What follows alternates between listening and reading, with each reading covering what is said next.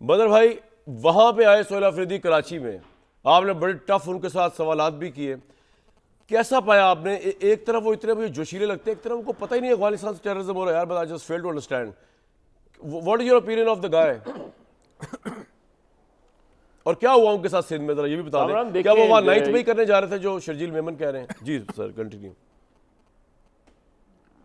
नहीं, जो शर्जील मेमन साहब कह रहे हैं तो उनके पास सबूत कोई होंगे, मुझे नहीं पता। शर्जील मेमन साहब ने मेरा ख्याल है काफ़ी स्वीपिंग चीज़ बात की। अदरवाइज़ अगर आप देखें तो माँ सिवाय उन चंद घंटों के जिन घंटों में जलसा और रैली निकलनी थी, अदरवाइज़ तो सोहेल अफरीदी का दौरा जो वो चाहते थे वो हुआ।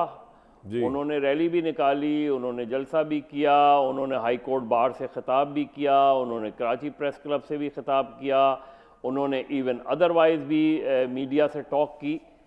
तो अगर ओवरऑल पर्सपेक्टिव में देखें तो पंजाब के मुकाबले में उनका यहाँ का दौरा तो काफ़ी सक्सेसफुल रहा उस लिहाज से।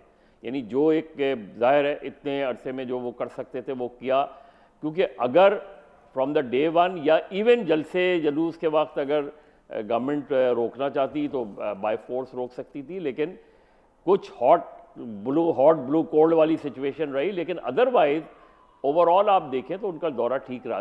सोहेल अफरीदी को आई वॉज सरप्राइज कि उनसे एक तो मीट दी प्रेस में बातचीत हुई, फिर कराची प्रेस क्लब में ही एक अलग मुलाकात कुछ जर्नलिस्टों की उनके साथ हुई। तो दहशत गर्दी के हवाले से देखिए उनका, यानी उनसे ये भी पूछा गया कि दाइश या टीटीपी को वो क्या समझते हैं, तो वो कहते हैं, उन्होंने कहा वो दहशतगर्द तंजीमें हैं। उन्होंने डायरेक्टली, जब मैंने डायरेक्ट उनसे क्वेश्चन किया तो उन्होंने कि क्या अगर प्राइम मिनिस्टर आपको टेररिज्म के हवाले से बातचीत के लिए बुलाएं कि 100% ना, तो क्या उसका कोई जवाब आया गवर्नमेंट की तरफ से? दूसरी बात ये कि अगर हम एक क्वेश्चन को पकड़ के बैठ जाते हैं ना, उन्होंने कहा कि देखें मसला ये है कि एक पॉलिसी बननी चाहिए कि किस तरीके से टेररिज्म को ख़त्म किया जाए। जी। और उस पॉलिसी पर फिर अमल होना चाहिए। उस पॉलिसी पे मैं आज जो आप बात कह रहे हैं कि अगर जो बात आपने सुनवाई है तो ये शौकत यूसुफजई, ये बात इसलिए कि ये बात तो बिल्कुल आया है जी। ज़रूरी नहीं है कि वहाँ से आके लोग यहाँ मारे हैं।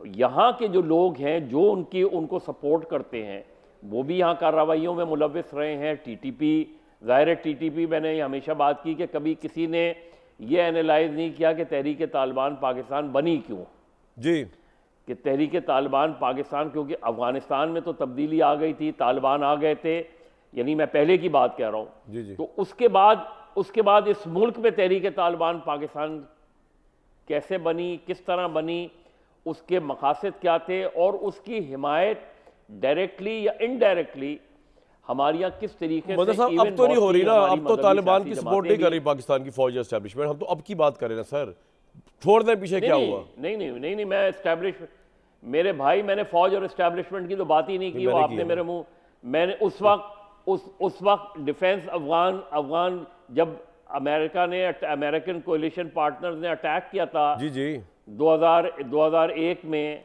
9/11 के बाद, तो उसके बाद पाकिस्तान में जो एंटी यूएस मिले थे, क्या पाकिस्तान के अंदर आपने नहीं देखा था कि उसामा बिन लादेन की टी शर्ट्स बिका करती थी जी? क्या उस वक्त एक सपोर्ट आपको नजर नहीं आई थी? तो हमारे यहाँ एक जनरल पर्सपेक्टिव है। हाँ, 2000 शौकत यूसुफजई यहाँ बैठे और मैं चाहूँगा ये बताएं कि किसने जो एएनपी को टारगेट किया, पीपल्स पार्टी को टारगेट किया, खुद इवन जेयूआई टारगेट हुई, जेयूआई और बहुत से लोग, तो किसी ने तो टारगेट किया उन लोगों को और ये बाकायदा क्लेम किया, रिस्पॉन्सिबिलिटी क्लेम की कि हाँ हमने मारा। एएनपी 2013 के लिए, इवन तारिक फजल चौधरी साहब ये यहाँ बैठे हैं, बताएं क्या 2013 में जब इलेक्शन के दौरान एएनपी और पीपल्स पार्टी के लोग मारे जा रहे थे, आप बता दें कि क्या मुस्लिम लीग ने कोई पोजीशन ली थी उस वक्त टीटीपी के खिलाफ?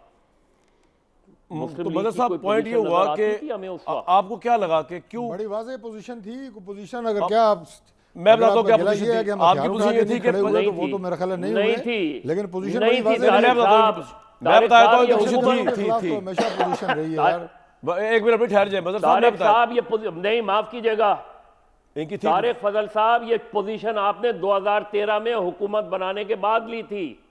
नहीं उन्होंने उससे पहले 2013 पोजीशन के ली थी इलेक्शन में जिस तरह खैबर पख्तूनख्वा में लोग सर, मारे मुझे जा रहे थे, इन्होंने पहले तालिबान बात- के आगे बात सरेंडर नहीं किया था। है, बात बहुत सारे बड़ी लंबी एक हिस्ट्री है। नहीं मैं बताता बात हूँ अभी की हो रही ओ है। भाई, एक जिस मिनट वक्त तो ठहर क्या जाए यार, जी challenges बड़ी पेश लंबी हैं हिस्ट्री है। पाकिस्तान को, और कैसे उसे निकल सकते हैं। अभी आप 1947 से शुरू हो जाएं तो आप अकेले लगे रहें, बात करते रहें। मैं बताता हूँ ना आपने क्या नहीं, पोजीशन ली ऊंच नीच थी। रही आपने है, पोजीशन ली हालात थी रही कि है। तालिबान ये हमारे छोड़ भाई दें, हैं, ये छोड़ दें आप, हम ये उनके घुमा के नजरियाती बात दुश्मन करें। नहीं है, हम तालिबान पंजाब का रुख ना करें। ये शहबाज शरीफ साहब ने पोजीशन ली थी तालिबान को अपीस करने की, ये पोजीशन थी बताएं। उनकी। ये मस्जिद शहबाज शरीफ साहब ने बिल्कुल ये नईमिया में पोजीशन ली नहीं थी भाई, ली थी, पोजीशन ये वाली, बिल्कुल याद ये है गलत आपको? बात है। शहबाज शरीफ साहब ने जो बात कही थी, यही बात की थी। शहबाज शरीफ साहब ने ये बात कही थी कि तालिबान ये कह रहे हैं कि हम जंग कर रहे हैं उन कुव्वतों के खिलाफ जो इस्लाम मुखालिफ हैं, और पंजाब में कौन सी ऐसी चीज़ है जो इस्लाम मुखालिफ है कि यहाँ पे आके कोई बम फोड़े। सर ये उन्होंने आपने कहा तो टीटीपी से बातचीत शुरू की थी, सर आपने तो टीटीपी से बातचीत शुरू की थी, ये बात क्या सही है। बातचीत नहीं हुई थी अफगान तो तालिबान अभी के साथ? अफगान तालिबान रजीम से अभी 2013 जाके में। इस्तांबुल में बात नहीं की। अफगान मैं तालिबान कह रहा हूँ regime हजरत एक का मुख्तलिफ इजाजत से चीज शुरू है। हो जाते हैं ताकि जरा आज हम अवाम इसे को एक मजीद समझ जरा रहे हैं ना सूरत हाल पता लगे कि सर, क्या थी। आज हम इसे एक समझ रहे हैं। उस वक्त कौन लोग थे जो कहते थे कि गुड तालिबान और बैड तालिबान, ये कौन भी थे? थे, ये भी थे उसमें। मदर भाई आपकी बात बसत नहीं, एहतराम ये आप छोड़ भाई दें, हैं, मैं तो आपकी बात किसी की मुझे एक की समझ बात नहीं आ नहीं रही कर तो रहा। अवाम को क्या समझ आएगी।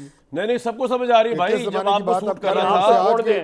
आज के अवाम को हालात में सब क्या समझ में आता रेलेवेंस है। है, इस वक्त जो चैलेंजेस हैं, तारिक साहब, अवाम जो को सब समझ में आता है, ये उनका छोड़ उससे दें क्या आप। ताल्लुक है जो आप वहाँ मैं आपको आगे लेके चलता हूँ 1905 उससे। से शुरू हो गए आप। डॉक्टर साहब चलें, लगे डॉक्टर साहब को रहे आर्गुमेंट नहीं छोड़ नहीं, दिया अब आप बात को घुमाए नहीं, डॉक्टर साहब जो आप आर्गुमेंट ना बात हो घुमाए नहीं, मैं बहुत सीधी नहीं, सीधी मैं बात घुमा कह नहीं रहा हूँ। रहा, मैं क्लियरली कह रहा हर हूँ दौर में कोई ना कि कोई, आप हर 1910 से 1905 से शुरू होंगे।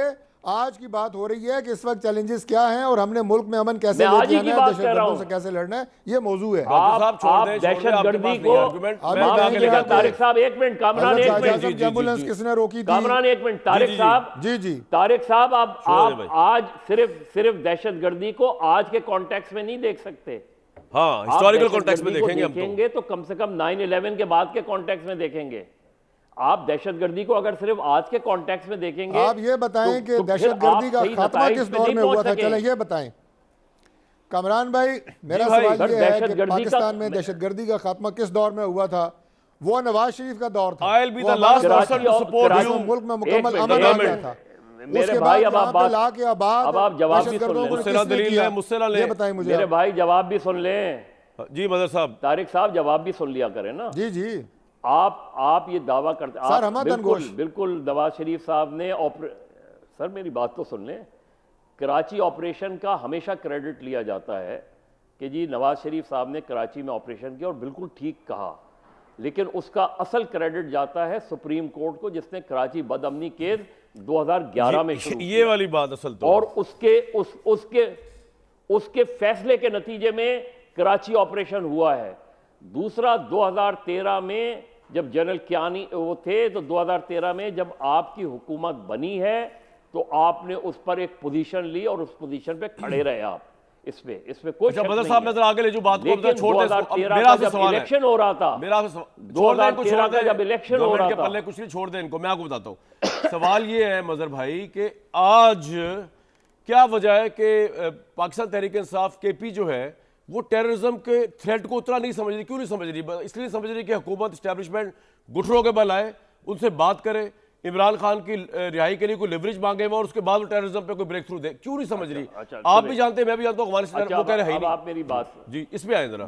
देखें, बिल्कुल तहरीक इंसाफ जो पोजीशन ले रही है इस वक्त वो बिल्कुल दुरुस्त नहीं है। मगर क्या इस वक्त जो सूरत हाल है वो क्या कह रहे हैं? मैं तो ये बात कह रहा हूँ जो सुहेल आफरीदी कह रहे हैं, उन्होंने कहा जी कल बुलाएं एंटी इंसदाद दहशतगर्दी के खिलाफ इकदाम, दहशतगर्दों को कैसे ख़त्म करना है, आप बुलाएं मीटिंग। मैं जाऊंगा बिल्कुल उस मीटिंग में और अपनी राय लूंगा और उनके बकौल कि कोई एक पॉलिसी बनाएं कि दहशतगर्दी को कैसे ख़त्म करना है।